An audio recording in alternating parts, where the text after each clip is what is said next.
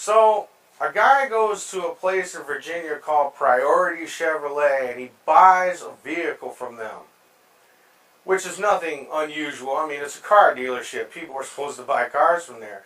What is unusual, however, is the car dealership later had the man arrested saying he stole the car.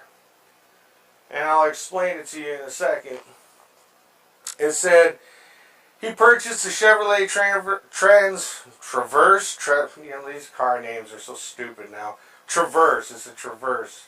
Anybody can explain to me what a fucking Traverse is?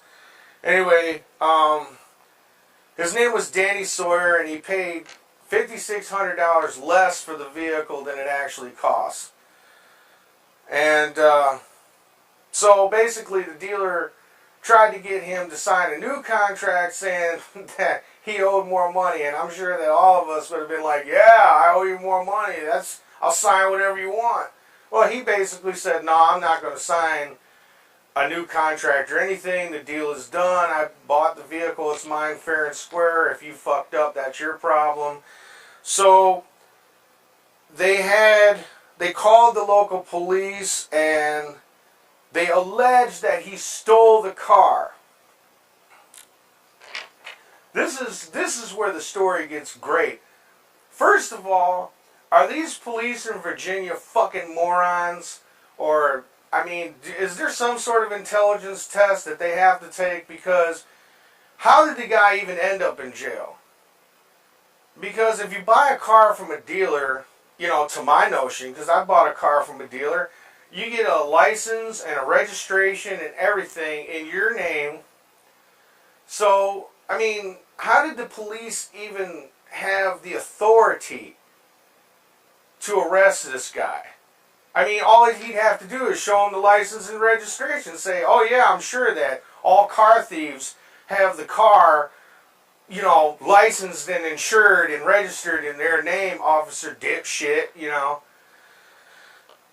That's all I'm saying. It's like, I think the cops went way too far. I think they overstepped their fucking bounds. Like, they didn't overstep their bounds. They fucking took a flying leap over them. And if the district attorney told the police to arrest this guy, then he himself should be thrown out of office on his ass. Because that was fucking stupid and a waste of time and a waste of the taxpayers' money in the state of Virginia. I really think everybody should be outraged about that. He spent 4 hours in jail.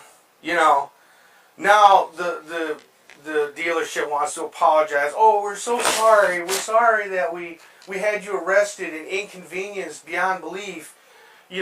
Over a mere 50. You know what? I wouldn't even give a fuck if it was fucking for $50 million. They had no right to call the police and say that guy stole that car. And whoever did that should be fucking fired, and he should be thrown in jail for filing a false police report.